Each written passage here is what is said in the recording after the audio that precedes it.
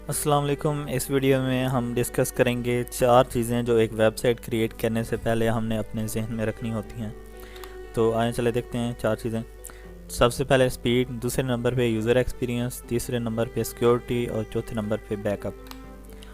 Speed में आती हैं इमेजेस कंप्रेस्ड होनी चाहिए, कैचिंग होनी चाहिए, gzip होनी चाहिए और मिनीफाइंग होनी चाहिए।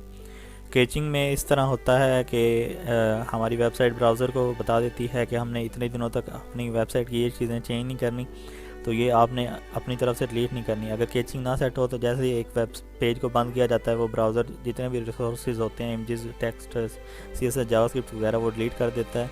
अगर कैचिंग सेट की हो तो वो जितने दिन उसमें एक्सपायरी डेट जब तक नहीं आती तब तक वो डिलीट नहीं होता।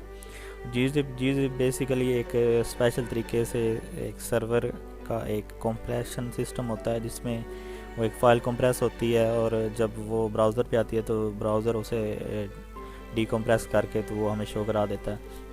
उसके बाद मिनीफाइंग में फाइल्स जो CSS और जावास्क्रिप्ट फाइल्स होती हैं उनमें से सारा वाइट स्पेस ख़त्म किया जाता है, उन्हें एक लाइन में सबको लिखा जाता है और उन्हें मर्ज कर दिया जाता है। तो इमेजेस कंप्रेस का तो आपको पता होगा, इसमें इमेजेस को कंप्रेस करके उनका साइज़ कम किया जाता है। तो स्पीड में हर लिहाज से हमारा सिर्फ होम पेज नहीं, हर पेज जो है कंपटीटर के मुकाबले में तेज़ होना चाहिए, और ये मैं आपको बताऊंगा कि आपने क्या क्या चीज़ें करनी है इसके लिए। और उसके बाद आता है यूज़र एक्सपीरियंस में हमारी थीम आती है, वो लाइट वेट होनी चाहिए, ब्यूटीफुल होनी चाहिए और मोर फंक्शंस होने चाहिए। मोर फंक्शंस मुराद के कुछ थीम्स हमें लिमिट कर देती हैं कि आप फुटर को एडिट नहीं कर सकते, उन्होंने जो डिफ़ॉल्ट कॉपीराइट लिखे होते हैं उन्हें एडिट नहीं कर सकते। इस तरह की चीज़ें नहीं होनी चाहिए। उसमें अच्छा स्कीमा होना चाहिए, जैसे जेनेसिस में है हेडर फुटर का भी स्कीमा वगैरह, और उसमें साइड बार भी होती है। इस तरह करके आपने ऐसी थीम चूज़ करनी है जो लाइट वेट भी हो और जिसमें फ़ीचर्स भी काफ़ी अच्छे हों। उसके बाद सिक्योरिटी, हम नल्ड प्लगइन नहीं यूज़ कर सकते ज़िंदगी में कभी भी। भूल के नल्ड प्लगइन नहीं यूज़ करने।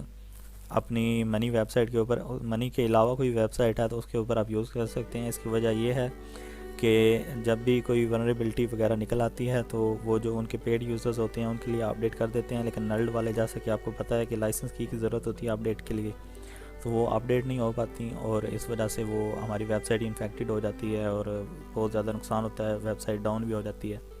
और मेरे साथ भी हुआ है काफ़ी दफ़ा।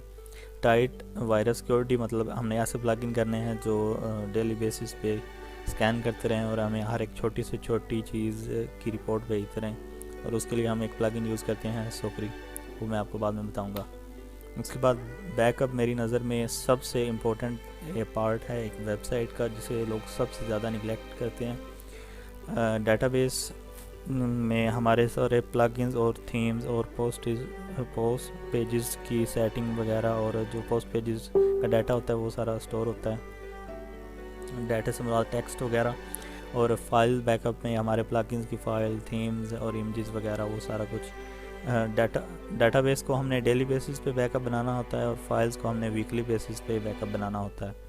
तो उम्मीद है आपको इन 4 चीज़ों की समझ आ गई होगी, और ये 4 चीज़ें बहुत ज़्यादा इम्पोर्टेंट हैं। तो वीडियो देखने के शुक्रिया। अल्लाह।